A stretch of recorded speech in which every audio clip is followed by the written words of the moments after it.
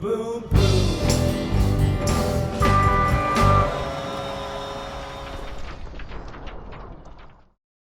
I have with me to discuss the SCL Season 4 team and player stats and really kind of get into the data.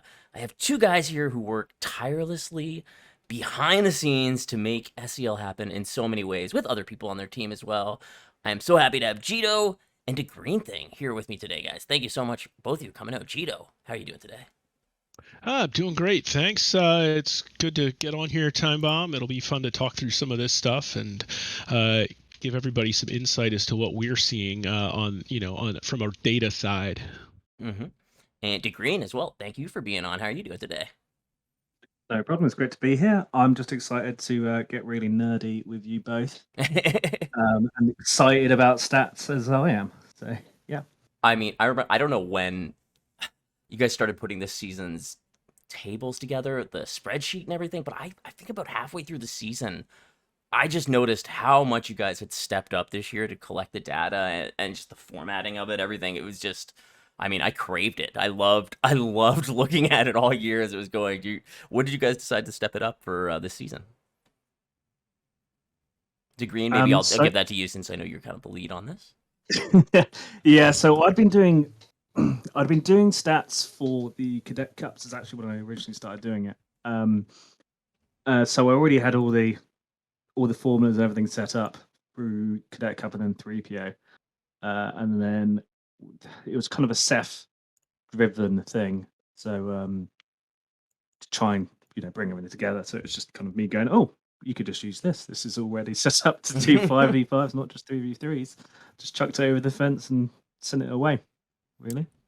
Yeah, so it was really interesting to see. I think this season, I really liked this season of SCL a lot. I know it was kind of what I could describe as sort of a post Cal Cup, but I feel like because of the Cal Cup and other tournaments not happening, it kind of put more of a lens on the SCL this last 3 or 4 months, and teams were definitely more focused and worked really hard for the finals. I thought, and all season. I mean, we saw teams really step it up. I mean, CA Blue, I think they're by far the most improved team over the last few months.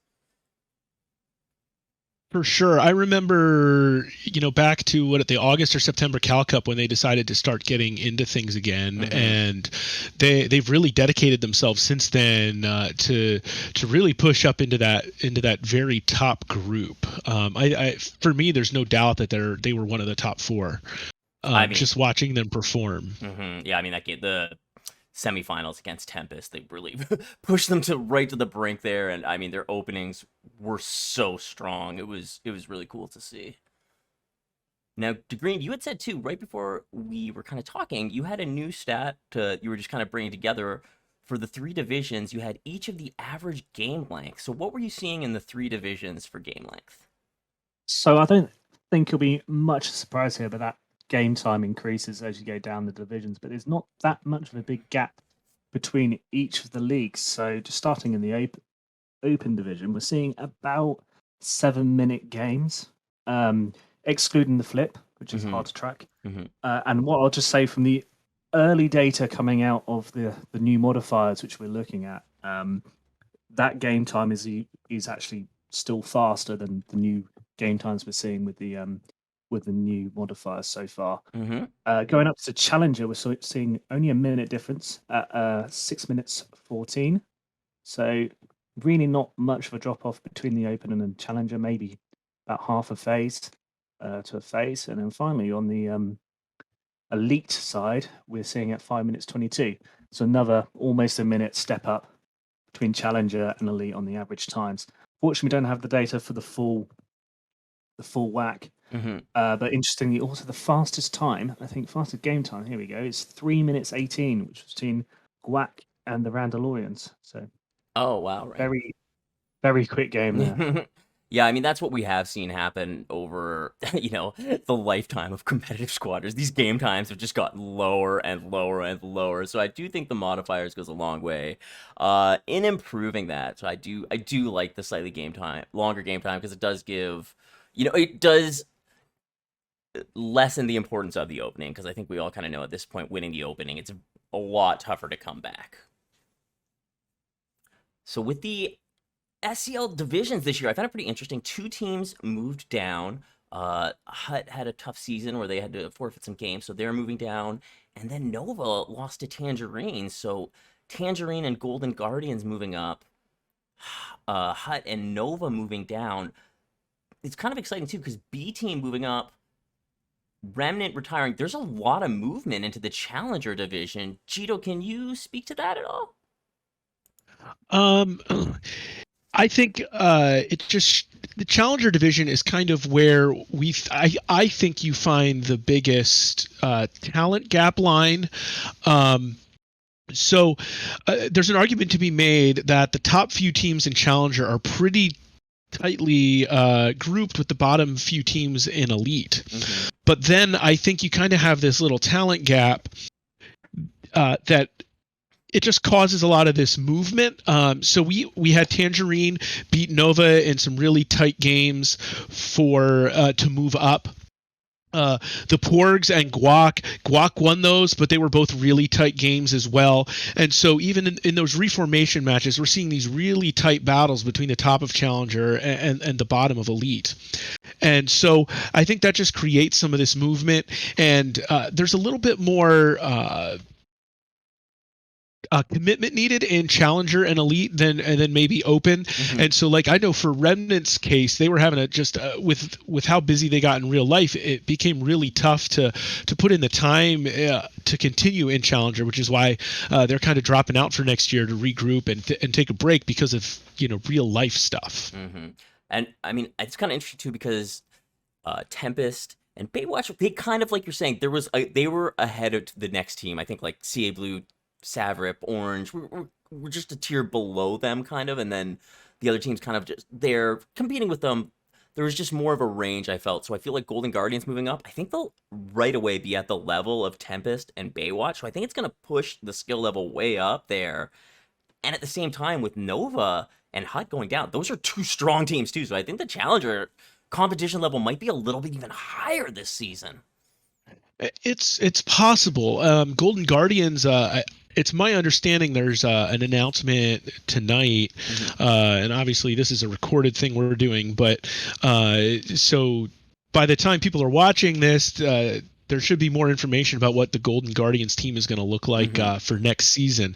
And then I know Hut is still trying to look for some players as well. Everybody knows they had a tough time at the end of last season, had to forfeit several games because they weren't able to have enough players ready to go. And so I know they're still trying to figure out what their roster will look like for next season as well. So there's still a lot of things that are up in the air for next season. We have an open spot in Challenger, so there's going to be a play-in event for that as well. So some of the new teams as well as some of the open teams are going to compete for that last open spot in Challenger to move up as well. B team who was moved up from the open to the Challenger.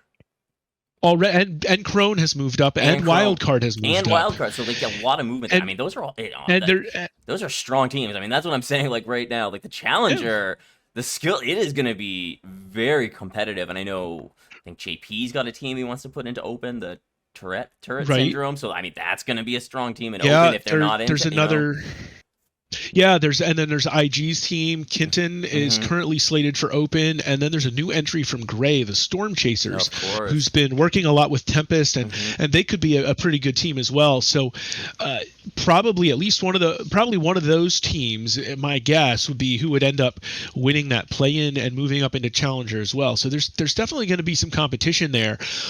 But I also think that the teams who have been in Challenger are kind of used to that tier of competition, and so they still might have that edge because they kind of know what it takes to compete in Challenger and Elite, whereas the teams moving up haven't quite been there yet. I mean, I've talking to people like Baywatch, Randalorians, they always show up for finals, right? Like doesn't matter how much they've been playing. It seems like I remember the last season 3, I think they weren't even that active before. Maybe I'm totally misremembering, but it just seems like every finals they just bring out the best and really show up. So that experience, like you're saying, does go a long way. And I think that could definitely show for some of these teams who have been kind of getting at that higher tier level a little bit more. Not that the newer teams can't compete as well, but that's definitely a good point.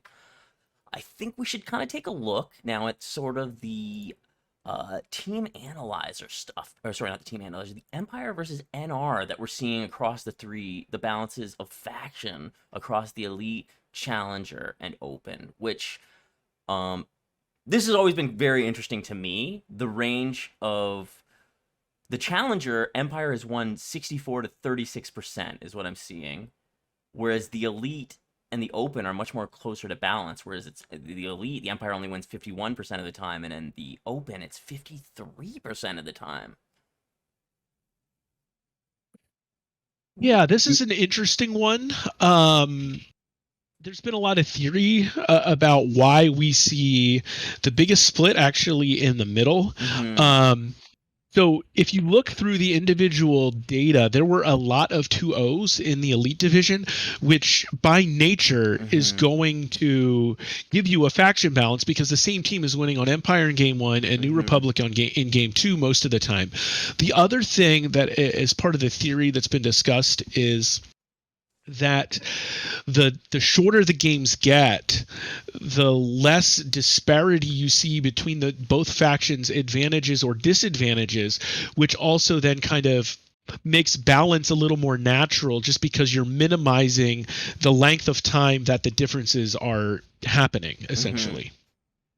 It's interesting too. The one that really kind of jumps out at me too is in the Open, the NR seem to have more kills than the Empire, which was the only division that happened in. So that seemed a little interesting to me, that I guess the shields were going a little bit longer in the lower divisions than they were in the upper ones. That was kind of interesting to me. I think that's down to Fatboy HK just going around nuking everyone for the B team, to be honest. He's very good in that X-Wing. I mean, that's a great point, too. I think PK is probably more meaningful in the Open, whereas, we saw a team like Nova lead in PK, but it didn't necessarily translate to the wins.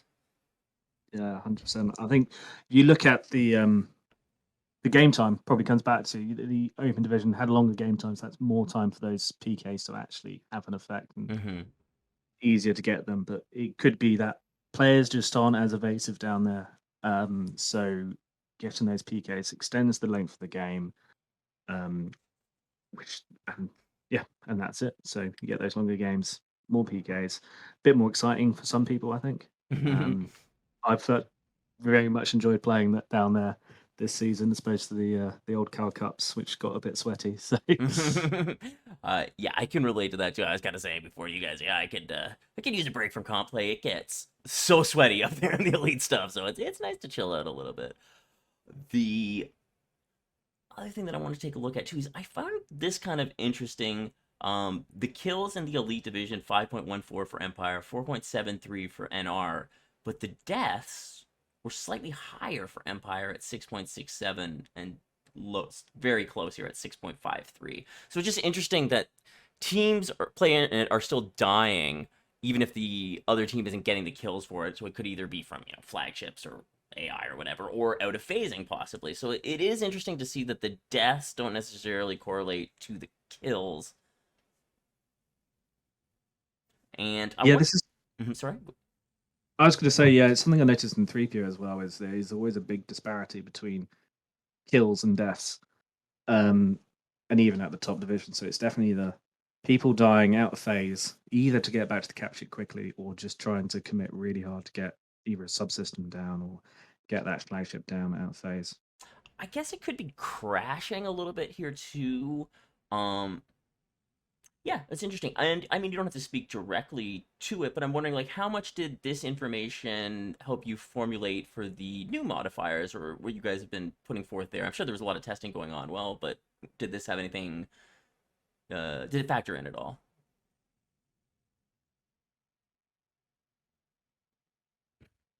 I guess Gito, I'll ask you. Sorry. Yeah, what was it? Can you repeat that question for me? Yeah, I guess I'm just wondering, did this data, when we're looking at the different Elite, Challenger, Open, like the faction breakdown, did it, like, for instance, if you're looking at the deaths being higher here, is that what led to maybe the collision damage, the slight collision damage that you had put in there? So with the collision damage, that was Jake had several people talking to him that they wanted to see it actually so-called hurt more when players collided with each other. Part of it, and it wasn't necessarily based on a data thing. It was more of a vision of when starfighters crash into each other, there should be less of a chance that they're coming out of that still like super capable of doing damage. Yeah. And that was especially like a Jake and some of the people that were giving feedback to him that were really talking about that. They had actually talked about cranking it up even higher, but what we've seen in a few days of testing this week is even that 1.1 seems to make a difference, and several people have been talking about how they've been feeling that. Yeah. So the small amount seems to have made a pretty big difference, and I don't know yet if we'll be keeping that as we go to SCL season 5, but we'll reevaluate all of that data after that modifier tournament next Saturday. Very interesting. Yeah, I had noticed too, just talking with Knight. He had said too in the Defender, it really was noticeable when he was going for like a shield gen run. If he bonks off it, he could just lose a significant amount. Whereas, right, was and fine, that was something that people wanted to see go away. Essentially, was the bonk meta, so to speak, where you bonk into things on purpose. And then several folks have said, well, most people are stopping in time now. It's not an issue, but it's still one of those things where Jake and some of the other people who had been providing feedback to him really wanted to see more damage happen from those collisions, I guess is the best way to put it. No, I think that's interesting. And so far, I've liked, from my little limited testing I've done, I've liked the place that it is. So it was interesting to see that. So now I think we can kind of go into some of the team stats. We'll take a look. So we'll go for for the different categories, the 5 categories. We'll go through the division. So I'll take a look first at total kills here in the elite division, and we had kind of touched on it a bit before. Grey Nova just dominating this category with 154 total kills. The next closest was Savrip at 70, Savrip at 69, Orange at 60, Randall Lorians at 52. CA Blue at 48, Hut at 48, which is actually pretty incredible because Hut playing significantly less games. They would have given Nova a run for their money at that rate, actually. 3 games. Yeah. Oh, probably would have. They've always been a pretty PK heavy team as well. So, they were even going to. It's funny. I'm sorry, I'll finish. So Guac with 45 kills, and then the team. Tempest this season with only 27 kills. They just focused on doing objective racing the whole way.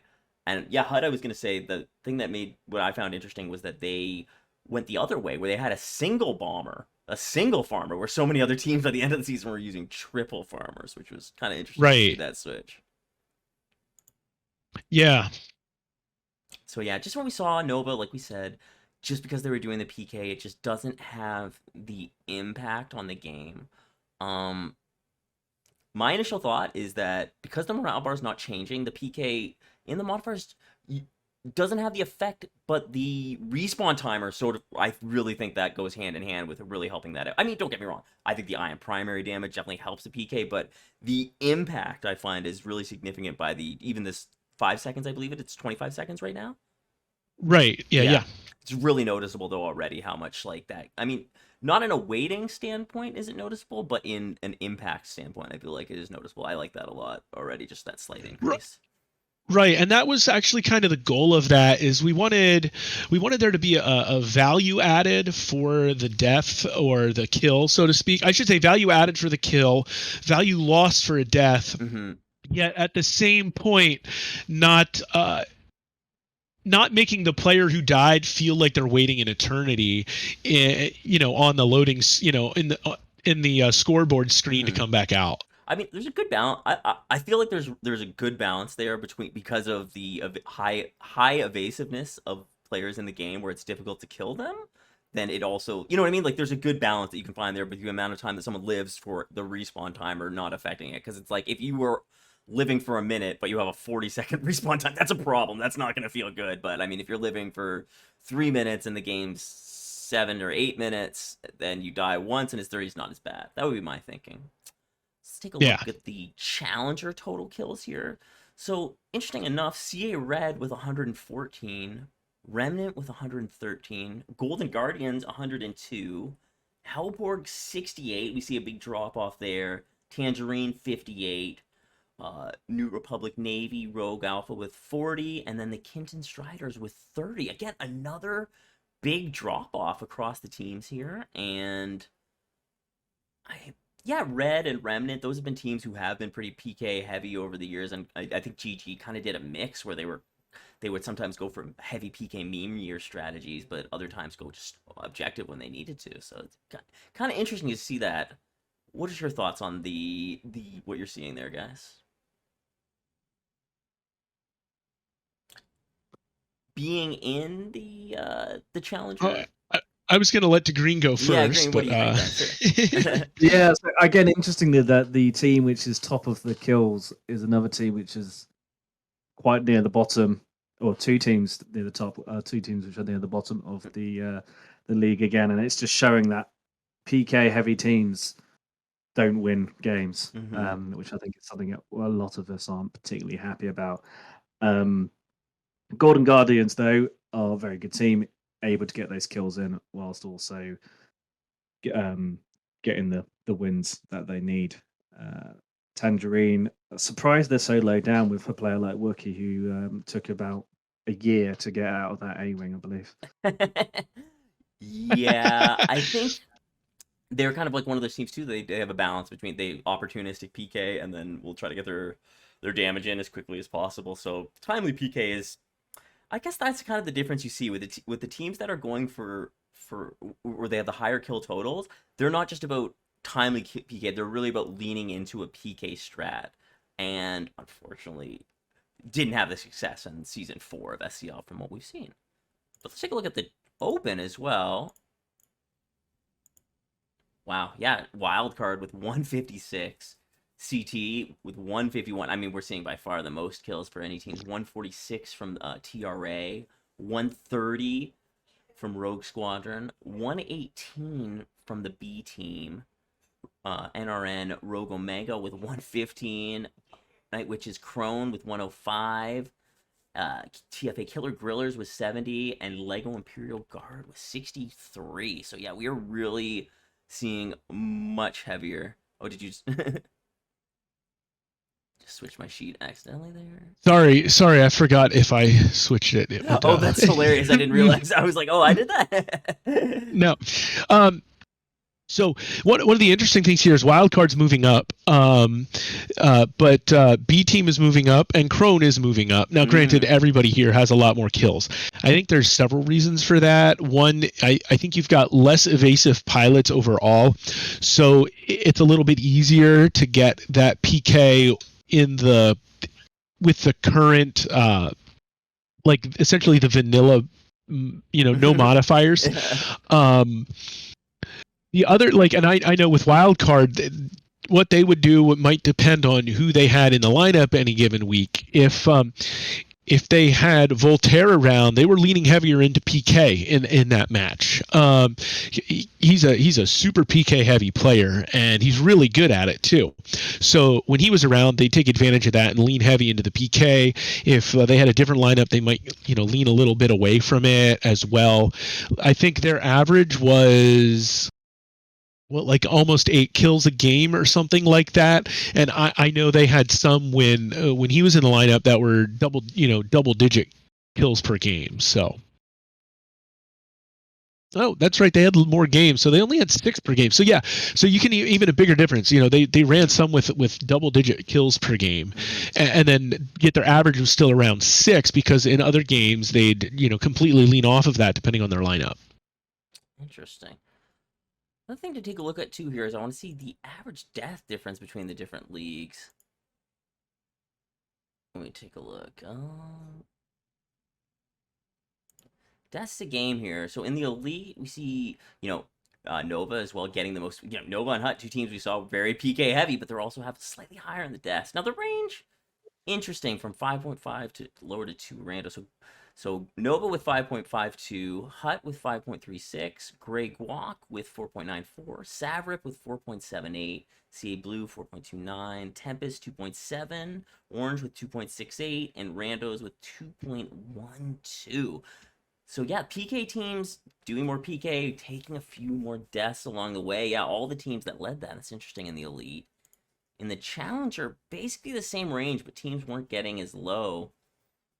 Interesting. Golden Guardians as well. 4.1. I would have thought they would have been. I guess they were doing a lot of PK too. It seems, the riskier teams are with PK, the more likely they are to get to die, it seems. And with the open, obviously the biggest range where, TRA's got 10.09, Venom with 8.24, Rogue 8.23, Lego with 7.3, TFA 7.14, 6.19, 6.19 for Gray Wildcard, NRN Rogue Omega 6.14, Crone 5.58, and B Team 4.5. Yeah, quite the range there between the three leagues where, I mean, obviously with the kill total going that way, you're going to see the deaths ramp up that way. Just kind of like what we've been talking about. I feel just like you guys have been kind of talking about, just looking at these stats more and more, it's becoming obvious, like, how meaningless the PK truly is, though, in these stats when you look at the death to win kind of ratio. Yeah, I mean, people have been saying since pretty much the start of Squadrons, don't die. It's not get kills, it's don't die. And it's been a long time everyone's known that kills don't mean enough. It's timely PK, and timely PK doesn't even mean getting a kill. It means pushing someone out and moving on. Once I you mean, push them out, that's totally what we've seen. Players pushing out the support, even if they can't, just stopping him from getting beacons. If he gets the beacons, a lot of times they'll move on unless it's a Reaper, basically. It is interesting. The game has kind of changed that way. Let's take a look at the AI kills a game. In the Elite Division, this is where you see more range too.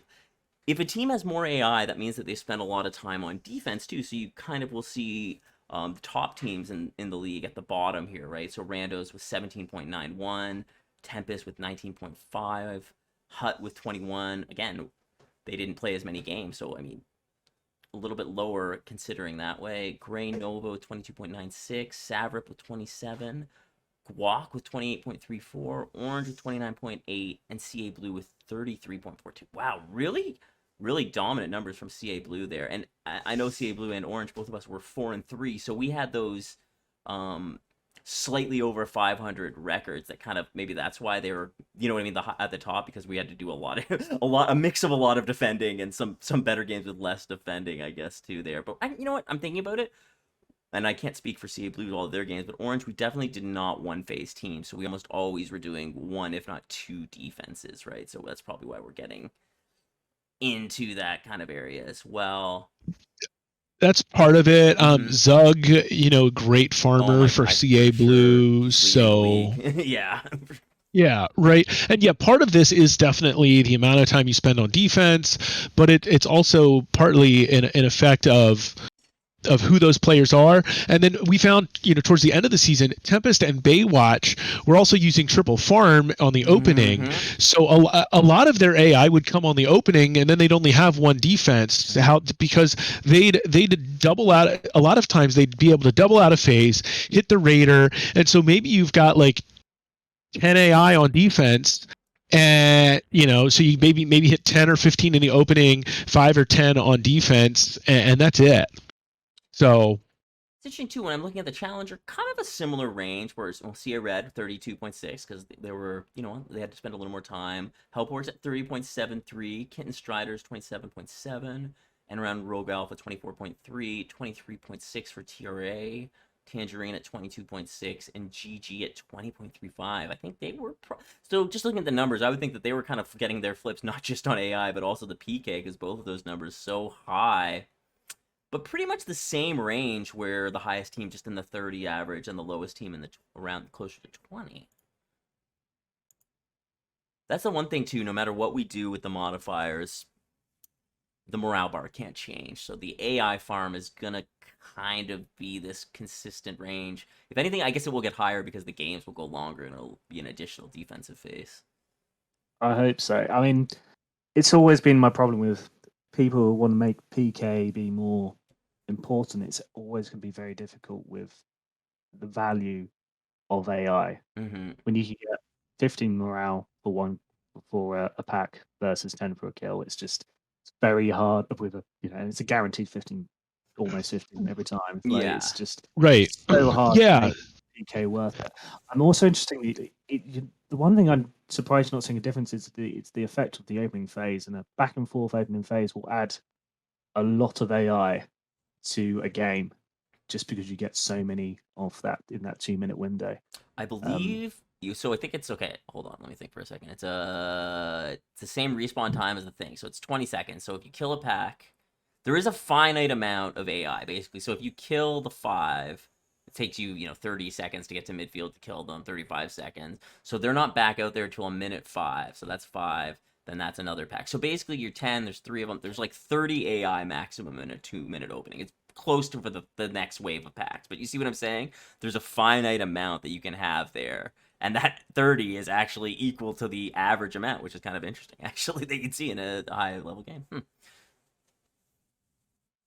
Sorry, I kind of went on a walk down the the rationale of the number of AI there at the opening.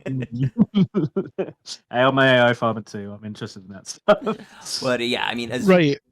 so what you have to do is you have to make what I'm trying to say is, so there's a finite amount in the opening of AI they can get, whereas they instantly respawn during the defense phase. So it's always beneficial to farm AI, whereas the value in PK is a little bit higher on the opening because there is just that little bit more of a window where PK can actually generate morale. If you know there's not AI there to kill for 30 seconds and you can kill someone in 30 seconds, that's more valuable finally. Whereas on defense, you just don't have that. It takes longer. It's harder. So.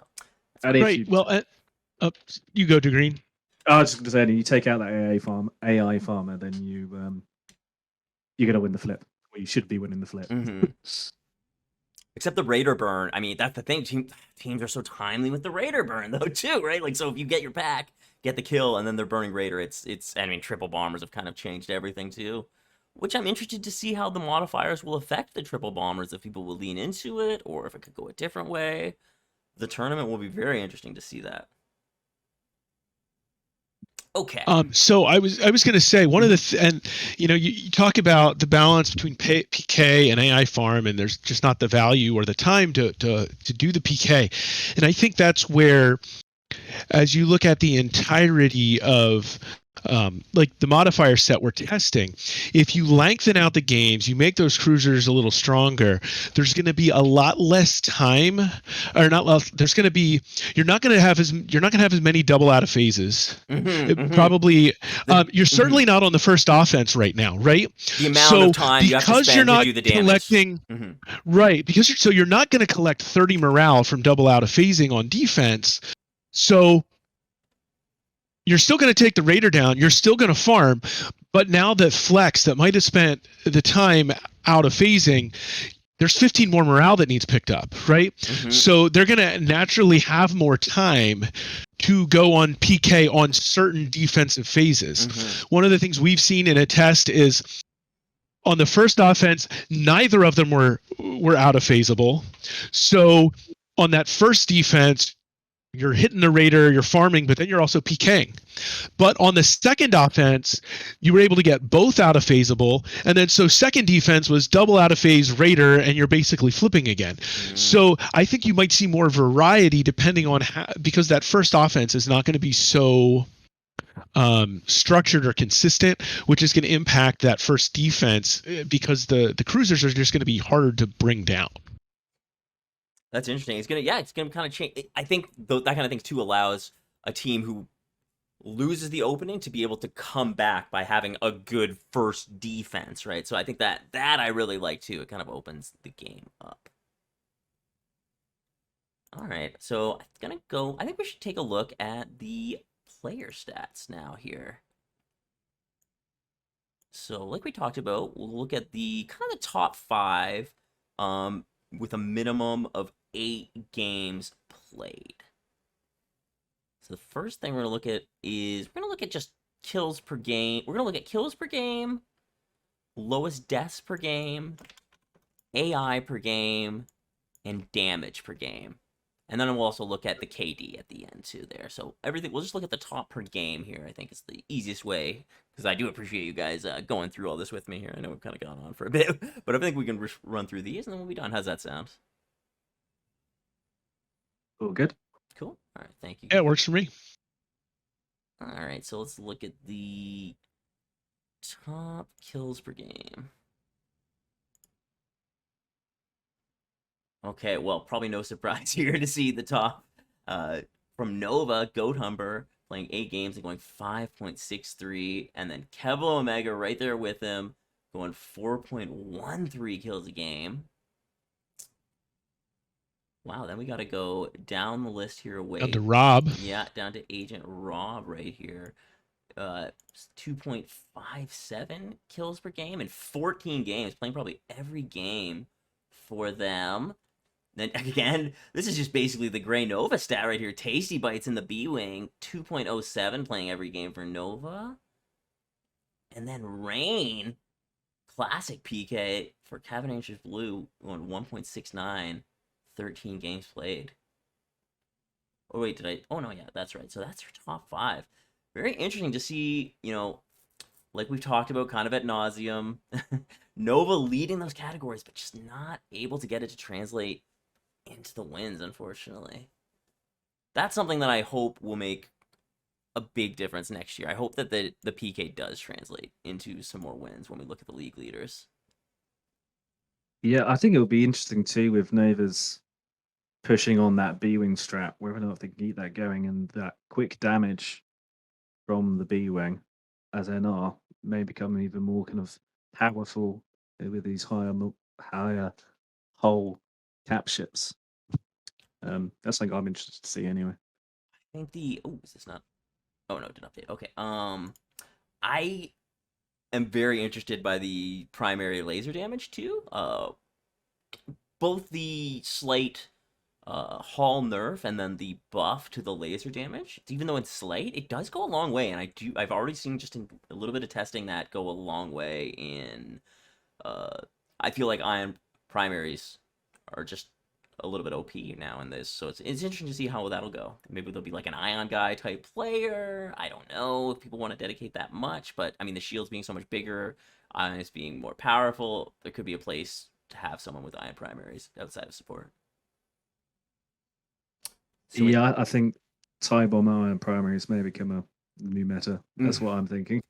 It's just tough to give up the rotary though, but yeah, I mean maybe in the triple tie bomber one of them could be an ion primary. Well, remember the primary damage is only against starfighters, right? Mm-hmm. So but those shields, ion primaries are only stronger against the starfighters. But yeah, if you're talking about going on, the offense part of that, and you might want the extra primaries. I think some people are going to take ion torpedo, is what I'm hearing. We've run some with ion torpedoes, some with just ion missile. It's such a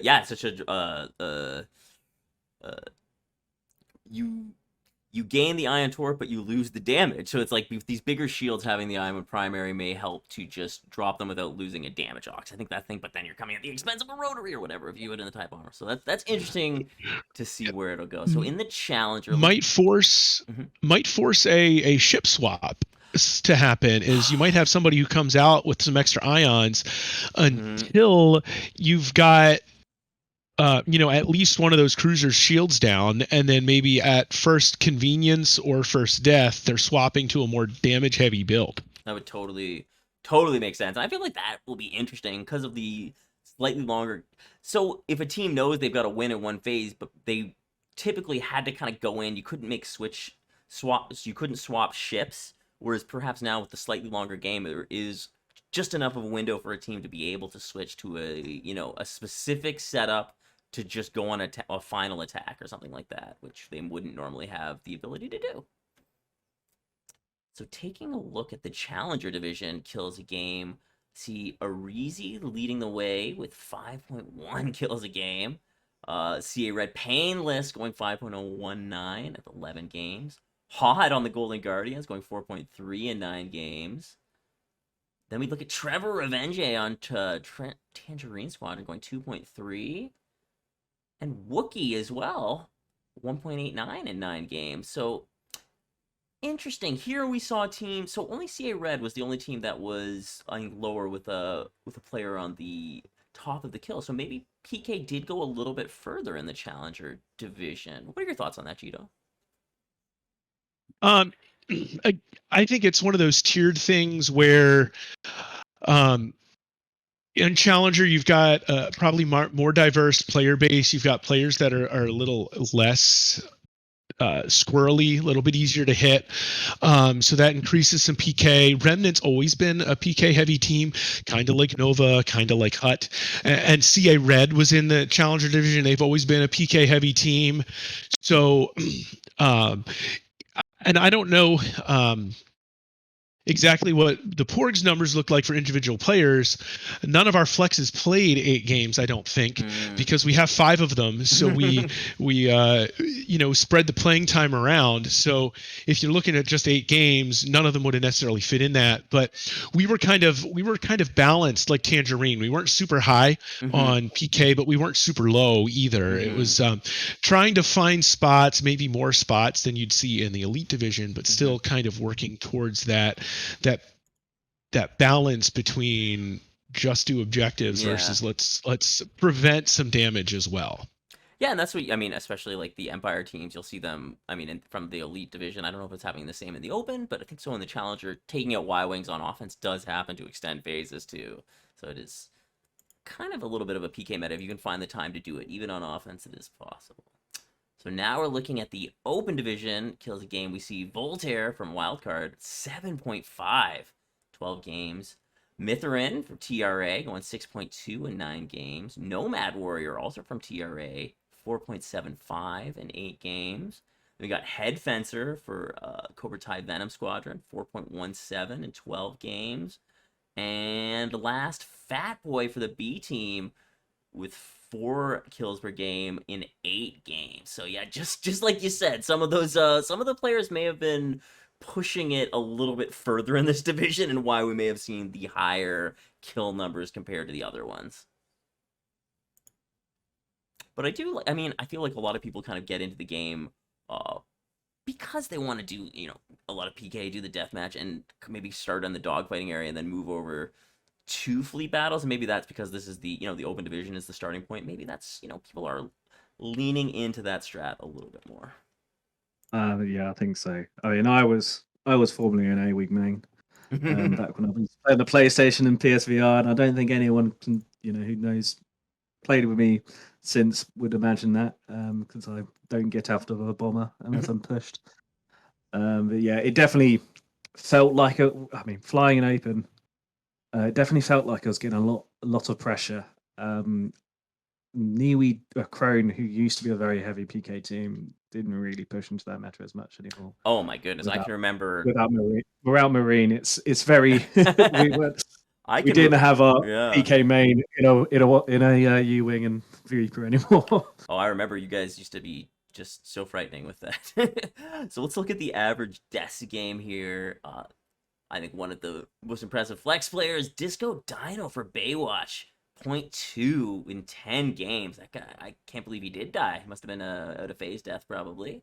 Then we see going down to Valiant and Tempest, another flex player, with a 0.56 average deaths, 9 games. Then What's Up Doc for Baywatch in the support ship, going 0.56 in 9 games. Hobbs, another support player, Orange Squadron, 0.6 average deaths in 15 games.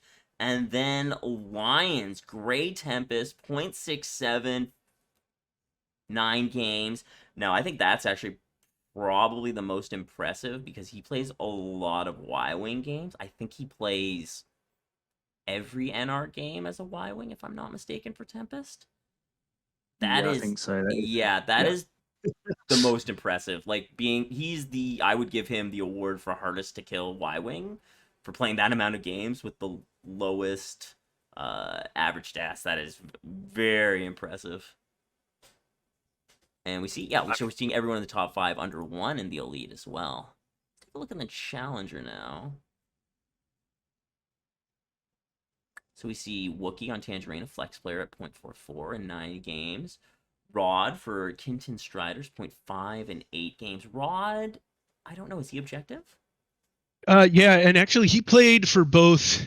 So he played most of the season for NRN Rogue Alpha, Oh, right. and then after he left that team due to some internal issues, he subbed for Kinton in the last game of the season. Okay, so Yeah, and so like he's right in my mind. He's right up there with Lions as far as an evasive Y-wing goes. He is super hard to kill in the Y-wing.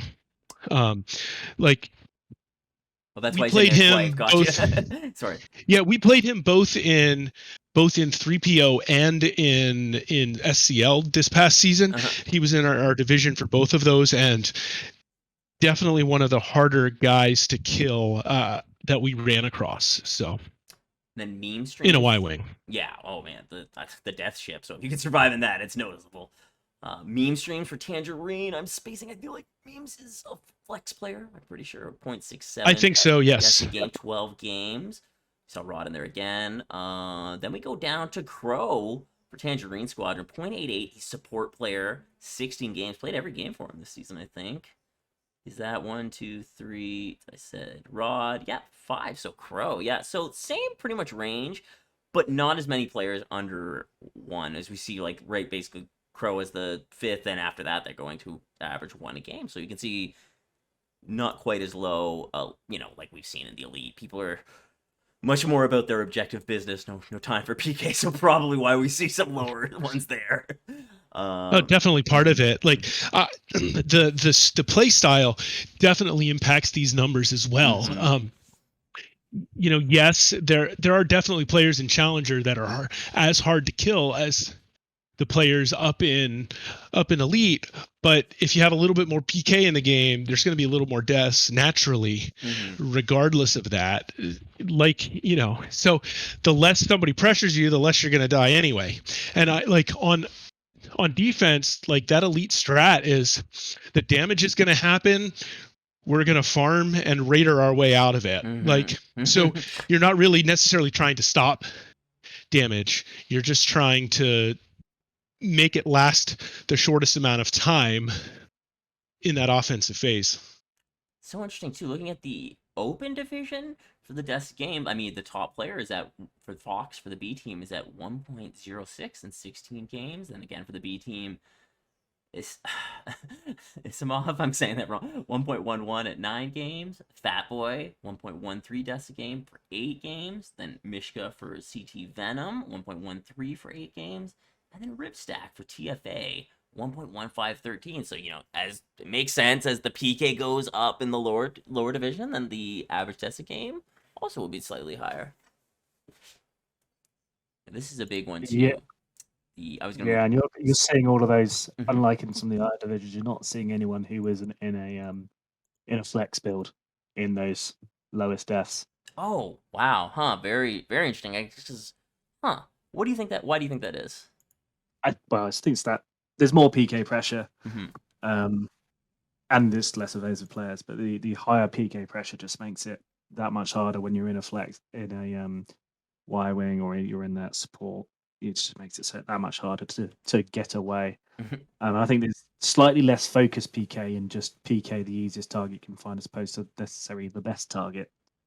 And that's why we see the Y-wings be the focus of the target, and why it's on the openings. Basically, everyone's the bombers are gonna make it through with resupply a lot of times, so it's just so tough to kill them. That the Y-wing, now we're seeing the conversion shield reinforced kind of meta to help them be more survivable. But someone like Zug here on the AI farm, average AI per game is just killing it here. He's at 31.75 in 12 games. The next closest is Quintessence, 28.64 in 14 games.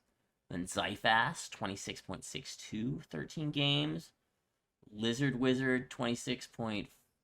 And oh, hey, I'm next. Time Bomb, Orange Squadron, 25.91 in 11 games. Hey, I made a step. Yeah, to find out why you think this video. Pardon me? Yeah, that's fine. That's it. It's just so I could say that right there. But it's just like I said kind of earlier. We were 4-3, so and I'm like the main farmer. Like I'm never the one who does the raid or burner, rarely doing it. So you know what I mean? That kind of thing is gonna give me a couple more there on between Chile, like 23 versus 25, my partner for most of it. Zug just, I mean, he has just been, I mean, to be that much ahead, like more than almost 3 full points the next closest one. It's very, very dominant farming. Let's take a look at the Challenger. And yeah, slightly lower for CA Red. We see Platypus with 29.29. Jackson for Helpors with 28.92. Rod for NRN there, Rogue Alpha, 28.5. Meteor for Hellporks, 20. Oh, wait, no, he doesn't make it. Sorry, Meteor, take that back. Rediac with Hellporks at 24.63 with 8 games. And the Horror for CA Red, 23 and 14 games. Yeah, Horror, of course, very experienced player. Used to be for CA Gold. And yeah, he's probably getting a lot of PK done while farming, too. That seems like Horror style. But yeah, got to give it up to Platypus, leading the league in the AI farms there. What did you find the difference to be in the Challenger with AI farming? Was it less pressure? Was it more pressure? What do you think the difference is for the AI farmers? Jita. There are some teams that put that offensive pressure on the farmer. So there are a couple times the farmer is under a little bit more pressure, just naturally. CA Red has a tendency to do that. Depending on Tangerine's lineup, they've done that in the past. Remnant will put that kind of offensive pressure on the farmer as well, especially when they're on Empire, because let's be honest, it's a lot easier to harass a Y-Wing than a TIE Bomber while they're farming. For context with Jackson, we had a match in week 6 against Kenton where he was the only one of our 3 objective players, which you see listed there, available. So we actually went solo farm at Yavin.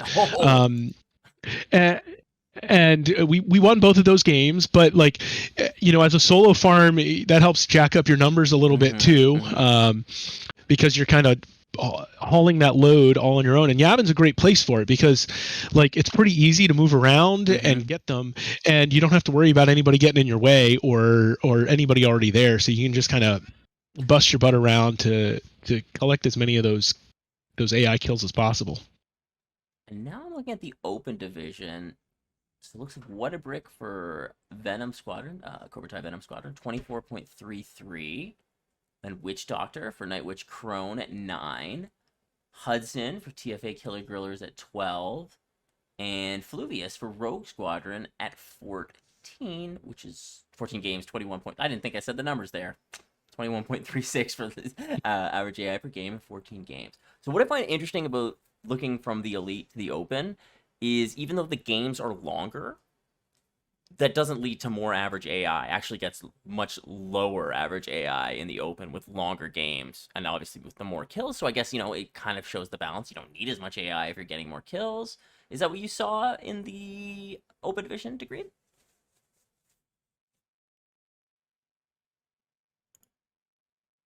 Did we lose to Green? Did I have myself on mute? Oh, there we go. Yeah. So I think it's a little bit of both. I think the farming techniques in the Open Division aren't what they are in Elite, and probably Challenger, where if you want to farm well, then there's a lot of homework you want to be doing to really push those numbers up, which I don't think is going to happen as much in the Open level. That is a good point. It's very optimized. The flips are slower, partly because it takes a little longer to get those AI, and so which means there's more space for those PKs to come in and get the kills and help flip it. And it also, if you're getting killed as a farmer, it's hard to get farmed because you're in the hangar as opposed to out there getting some more farms. So I feel like there's probably a balance too of them. The farmers may be dying slightly more, but then also because your team is getting more picks defensively, you may not need as much AI farm either. I guess there could be both sides to it. Yeah, there's lots of factors in the Open. I think at the higher levels, the game's more formulaic. You know what's going to happen. You know how it's going to happen. Whereas at these lower levels, a little bit more kind of random randomness depending on what each team is kind of good at, because you do get a variety of skills between all the different players on the team. So now let's take a look at the capship damage players per game. Probably no surprise here. Tasty Bites running the B wing in the TIE Bombers, averaging almost 80k, 79,237 in 15 games. Average capship damage. That is crazy. Spoiling it's not 100k. Yeah. Sinric from Orange Squadron with 58,792 in 11 games. He runs the Plasma's X-Wing a lot and TIE Bomber or Defender. And honestly, he does more damage in the X-Wing. It's crazy. That Plasma's X-Wing is nuts. Next up, Scribbler, another Plasburst player here, 54,817. And he doesn't make the cut. 7 games, my mistake. Velian with 51k in 9 games. Lions, also with Great Tempest, with 48,280 in 9 games. Missed my count. And one more. We actually go down all the way to Ekpired, another Plasburst player, 40,000 in 8 games played. So, I mean, you saw me. I don't know if people are noticing this, but that's 3 Plasburst players in the top damage. Now, they are flex players, outside of Lions, I guess. So they are Burning Raider, too, so you could factor that in. But I find that kind of interesting. Do you guys have I also find it interesting the split between all of the Grey Tempest players. There's 3, almost 4 of them, all in that top 5. That is a great point. Yeah. And it's that split of damage between all of the players. It's kind of an indication of their game style and their game plan, I think. It's like they're not just in a base race against the other team. They're in a base race with each other, and they're all basically even. Like, it is pretty crazy. I have noticed that playing them too. Sometimes we'll note that they're like, wow, look, all their damage is very even. So the Challenger division, we see, oh man, Jashikwa. Oh, before Jashikwa, actually, Rod, I didn't notice him with 8 games, 51k in 8 games. Very impressive. Then Jashikwa, Golden Guardians, 49k, 753 with 12 games. Platypus, CA Red with 42,514 games. Sharper for TRA Remnant with 42,000. And then Orion with Golden Guardians with 41,660. And I mean, I just have so much. Sorry, when I was like, oh, Jashikwa. He is honestly, I'm like a fanboy for Jashikwa. He's like my favorite player. He killed me 4 times today, and I was just in awe of him. I was like, he's so good. How is he so good? So that's why I was kind of blown away by him. Rod, we were kind of mentioning him. He's been kind of a league leader in many of these categories for the Challenger.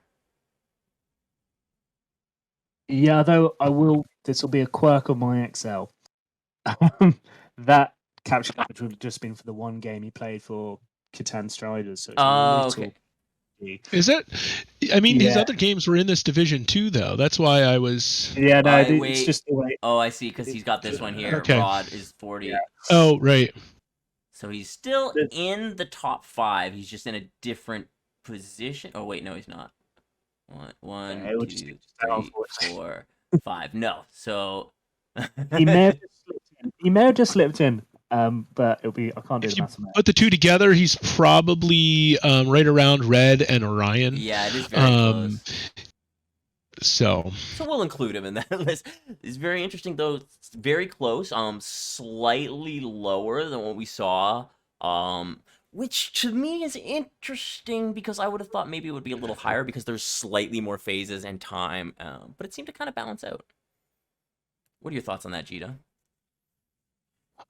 Yeah, so a couple things. You don't have the really high numbers. Nobody here was really using the B-Wing, right?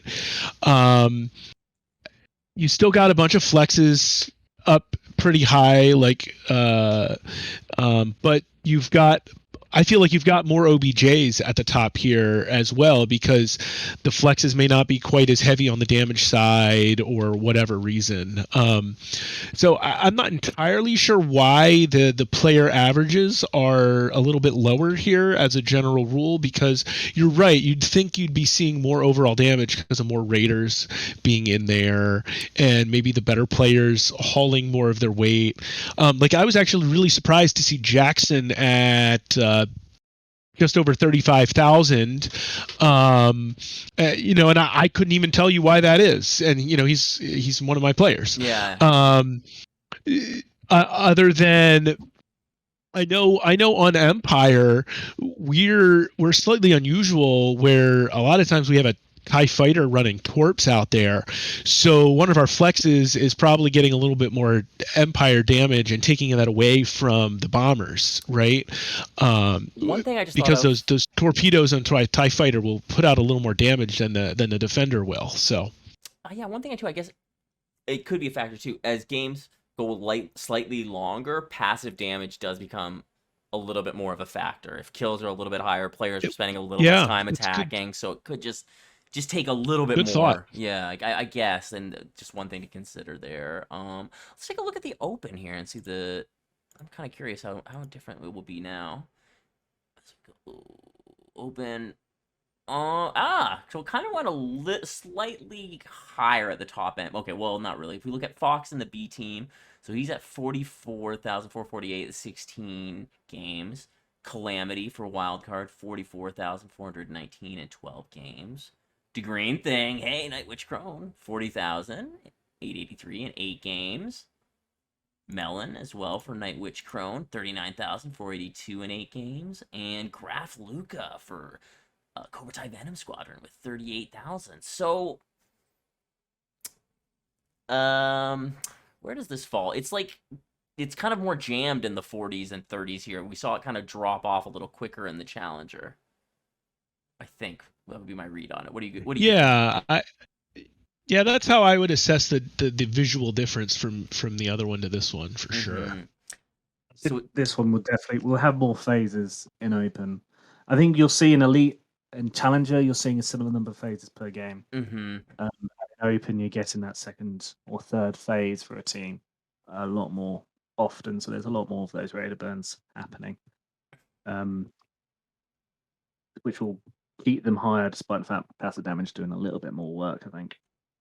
Yeah, I think that's pretty much it. And of course, just like in the challenge, like you're saying, you didn't see B-Wing as much or triple bomber. It's the same here. We're probably not seeing that, and we're seeing more of a reliance on PK to get flips and stuff too. So probably why damage drop off is there in that regard too. Okay, and the last one I wanted to take a look at was the Kills Death game, which kind of interesting here. Disco Dino leading the Elite Division with a 5.5 KD in 10 games. Keep in mind he only died twice during the entire season. That's so he's got 11 kills. So he went 11-2 over 10 games. Baywatch had a very similar strategy with Tempest 2, where they were mostly focused on objective and just timely PK. I would almost bet most of those kills came in the opening. So we see Kevla for Gray at a 3.3 KD in 8 games. Goat Humper as well for Nova at 3 in 8 games. Agent Raw for Savrip, 1.89 in 14 games. And again, Valiant steps up for Tempest with 1.8 in 9 games there. So just like we said, go ahead, Gino. I was going to say the one to me that stands out the most right here is Kebla. Not only was he basically leading the board in kills per game, but he's also in the top 2 of kills per deaths, which means like in some ways his KD is more impressive than Disco's, because he spent a lot more time focused on this aspect of the game than Disco did. Disco went like 11-2 or whatever, where Kebla went 24 and 8 or so. So like Kebba plays in some ways, type like they're both bomber? impressive, but Kebla often plays flex Oh, okay. for Nova. I thought he played So PK bomber yeah, too, so but maybe he's that's running my mistake. interceptor occasionally, mostly defender, I think. Yeah. Yeah, that is impressive there. Let's take a look at the challenger now. Feel bad. I got my bombers mixed up there for for Nova. I thought he was one of the. I thought he was the PK bomber. I mixed it up though with. I don't want to misspeak again. Okay, so let's take a look at the challenger division here. Arisi leading with 4.25 kills a death in 10 games. Wookie, same 4.25 in 9 games. Hod for Golden Guardians at 2.29 in 9 games. Rod for Kinten Striders here. Wait, we gotta put an asterisk next to that one actually. Again, not sure. Yep. Painless for CA Red with a 1.93 and 11 games. That's 1, 2, 3, 4, 5, and then we'll say the last one, Meme Streams for Tangerine with a 1.63 and 12 games. Yeah, much lower than we saw in the other leagues. What's your thoughts there, Gito? So we didn't have anybody with that extreme low death rate like Disco, who's picking up some kills along the way, and we don't have anybody who's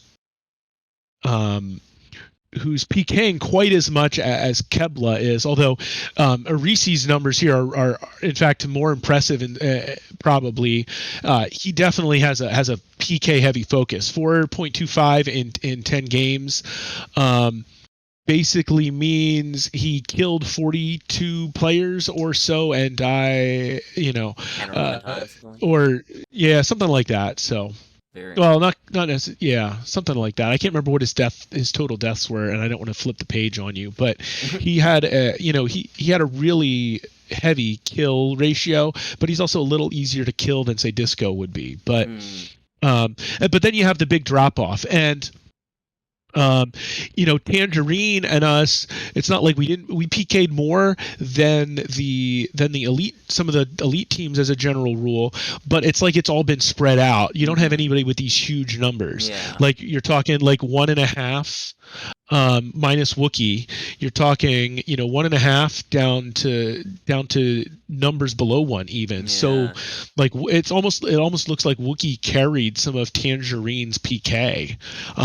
They had I think 10 more than us. That maybe they were like at 63 or 78 or something like that, and we were 10 below that or something. And it looks like Wookie carried that based on that KD number. That does look that way. Which, like DeGreen was saying, an A-wing main, so still got it in. Not only that, it's someone on a console. So if anyone says consoles can't compete, just look at Wiki. Just look at Wiki. I mean, that's right. I feel like console players. I mean, don't get me wrong, you can still play objective, but I mean, flex is a very possible role to play at comp and on console basic power. Like, you see a lot of very strong players in that role, so definitely can be done. So looking at the open division now, Voltaire leading the way from Gray Wildcard at 3.91, 12 games, slightly lower than Fatboy, 3.56 in 8 games. Mishka, 3.0 KD in 8 games. Selra for Night Witch Crones, 2.85 in 11 games. And then Mithrin for TRA at 2.55 in 9 games. So a little bit up from the challenger, just like you would expect to see because of the higher kill count in these. What's your thoughts, DeGreen? Yeah, you're definitely seeing the heavy PK strategies coming out here. And it's just the open division teams tend to dedicate a player to that PK role a lot more than some of the other ones. They're not flexing as much as the more true PKs, in that case, especially someone like Voltaire, than flex players. Selra is a true flex, but has on occasions got distracted by kills. I think it was caught on stream when they were focused on the. I think I had a go at them in the interview because they'd been focusing very much on PK as opposed to on the objective. But yeah, it's very much the players are not as evasive in the open division, and you're seeing those top teams like Crone, Wildcard, and B really making some of the other teams suffer. And I do think there was a big gap between some of the players on those top teams and some of the others. So Miska as well do really well for CTX and getting those kills and being at the top. It is interesting how you're saying too. It's like they have a true PK role because I mean, earlier in the game, I actually like the team makeups was so different. There was the AFRM objective player. You'd have two of them, and then you'd have two PK players. Not even like before we had the term flex, they would just do PK. That was like a thing for a while, which is so funny. Yeah. And I remember seeing, you used to see 100k for the OBJ players regularly, or 80k for the OBJ players regularly in some of the early card cups, and that's not. You don't see that anymore, apart from Tasty Bites in that big wing. So yeah, and I wonder if these modifiers could give rise to a PK player maybe in this tournament coming up a little bit. Yeah, I don't know. It'll be interesting to see. Yeah, I just went back and poked over to Voltaire, for example, because he's right at the top of this with the open division. So you talk about that PK player. He's got this 3.9 KD, and he's averaging 10,000 cap ship damage per game. Right? Mm-hmm. So that's that PK player that we're talking about that is still, like you said, still prevalent a little bit in the open division, way more so than anything you see up in Challenger or Elite. And it'd be interesting to see this season coming up how teams may adapt as they move up. So will a team like that who has a more PK focus, will they try to move into a more of an objective direction? Will they lean into what they're good at? I'm kind of interested to see both how the new mods will change that and how the teams coming into the divisions will change the meta as well. So just to end off here, what are your guys' final thoughts of the season and going into the modifier tournament and for next season? Green, why don't you start? Yeah, I mean, I'm really excited for the new modifiers and just see. It's been a while since I felt like we've really seen a big change to the meta. You had the B-Wing strat coming back in, and that was really fun to see after we haven't seen the B-Wing competitively used properly since the nerf to the squadron mask. So it's really good to see B-Wing coming back in and being useful, and a ship being in the game which just wasn't used. It's just not nice to see. It was the one ship which no one wanted to go in and no one wanted to use. Seeing it actually come out and used at the top level was really good this season. What the changes will bring to the meta and the way teams go about it is going to be really interesting. And it's going to be a bit like, first few Cal Cups. Teams are going to try some new things. There's going to be some differences between the teams. You're not really going to be, well, I hope you're not going to be as sure about which team's strategies will win games. We're not looking at the Tempest and going, all right, well, they're just going to get as much damage in as quick as possible, and that's going to win the game. Hopefully, we'll see something a little bit different. So a bit more jungling from the hut-style jungle on the offense and things like that coming back into the game. It would be really great. Rise of the JP meta. I don't know. What do you think, Cheeto? So looking back at last season, I think one of the most telling stats, and it wasn't one we really spent time on, but kind of is a combination of some of the things we've looked at, is the cap ship damage per death. The players who outputted the most cap ship damage and died the fewest times were definitely the ones whose teams tended to have the most success overall. And I don't expect that to change necessarily, because ultimately this is a destroy the other team's big ships game mode. But at the same time, lengthening this game through the cap ship modifiers and hopefully giving us a little bit more PK is definitely going to change how some of these things interact, because there's going to be more opportunities for mistakes to be made, which is going to probably cause some more deaths as well, because now instead of maintaining your power management for 5 minutes, now you've got to maintain it for 9 minutes or 10 minutes, right? And so definitely could have mistakes creeping in that may make somebody more susceptible to that timely player kill, and we're obviously going to see bigger cap ship numbers as we beef up the cap ships, but it's really about what other changes happen as a result of that. Like, how does the meta tweak, all those different things. I'm very excited to see how it goes forward here, both with the modifier tournament, to see how people kind of adapt. Already, I was one of the people who's very hesitant about changes, and I still sort of am in a lot of ways, but I will say I'm really liking all the time that I've spent so far just playing these new modifiers. I'm super open to it. I think it's really fun, and I honestly do think it's gonna make SCL more exciting moving forward. So I'm looking forward to see how this all goes. Guys, thank you so much for joining me here today, and what turned out to be a very long thing. I appreciate you guys sitting with me through this. Did you guys want to give a shout out to anything that either Gray Squadron or Night Witches or social medias, anything you guys want? Cheetah, why don't you go first? Just thanks for having me on, Time Bomb. Really appreciate the chance to talk about the year past, as the season past, as well as what's coming up. I'm super excited to see how this shakes out and how we can make SCL more fun for more people. We might actually have the most amount of teams we've had in a season coming up in season 5, which, considering we've had a couple teams drop, is really exciting that we're having some others come in as well. And so for those watching and listening, there's lots of great squad options out there. If you're over 21 and looking for a place to try to get in some games, feel free to stop by Gray Squadron. In addition to running SCL, I help run Gray Squadron as well. Obviously, Orange, Time Bomb's group, and DeGreen's Night Witches are great places as well. We've sent, sometimes when we have some people come in who are under 21, we try to help get them into another place where they might feel comfortable. We've definitely sent folks to both of you guys in the past. So we definitely appreciate you guys and what you're doing as well. Honestly, I typically will send people to Gray Squadron over Orange Squadron, first of all, because I think it's honestly, Orange is a very specific time and where we play and stuff, whereas Gray, I feel like it's a lot more open, more training, way more people, way more opportunities to play. You guys run everything for AI, fleet battles versus AI for beginners, 4v4, dogfight, training, 3PO, gravy. There's just, honestly, great squad, best squad. I support that fully.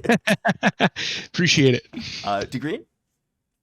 Yeah, well, big thank you I need to give out is for Anstella and Robic, who are the driving force behind the actual bot, which does all of the gathers all the stats for me, so I don't have to sit there typing everything out by hand, unless people send in bad screenshots. So please send in your best screenshots. Thank you. But yeah, also shout out for Niwi. It's a place for everyone, but it's very much a focus on being a safe community, especially for the people in the LGBT plus world. So if you over 18, so not quite as restrictive as over 21, but yeah, if you're looking for a safe space, come and play with a load of nice, like-minded people. Come to Niwi. Which is another pillar of the community. Thank you so much to Green for being on and giving that shout out to Anti-Stellar. I guess we should also shout out Area Witch, of course Jake for Nerdy Northerners. Anyone else for the team? Graph Luca, Luma Casting. Anyone else you guys can think of to just give a thank you to here? I mean, there's a whole team in the SEF guys who are just giving up their time for all of the different competitions. So Wookie for 3PO and Cadet Cup, which I mean, Cadet Cup is one of the best tournaments. Of course. Bringing new players into the comp scene. I'm one of the people who came out of that. then you've got Maticus over at Grey, who's also been helping a lot with the Seth side, and you've got people like Marenta. You've got What's Up Doc, who's been doing a lot of the stats for the SPL. I don't think who else I need to give thank you to because Frere Oh, of Frere, who runs course, the Frere. 3v3 dogfighting SCFL. yeah. Yep. And there's a load of other there's loads of other people. You know, Can't say you them all send me here, a thing too, and I'll add in here thank yous to anyone else that we need to, because I just want to recognize, anyway, just like you're saying, all this work that goes into this. And honestly, I'm just glad we could take this chance to kind of go over a season too, because they go by pretty fast. I don't know if we appreciate them. I'm kind of glad we took the time to do this season. Yeah, I mean, sure. It was a lot of fun. So I'm looking to Mhm. do a little bit more for the stats next season, so we can get some of those on the stream before games, so we can have a little bit more of that kind of competitive professional view Love it. for any games. But it's work in progress, and I don't want to make any promises. But we'll see. Everything you guys both have done, the community appreciates. I appreciate. Everyone really does. Thank you so much, guys, for being on here and going over everything. And thank you, everybody, for checking it out. I'll see you guys next time. Boom, boom.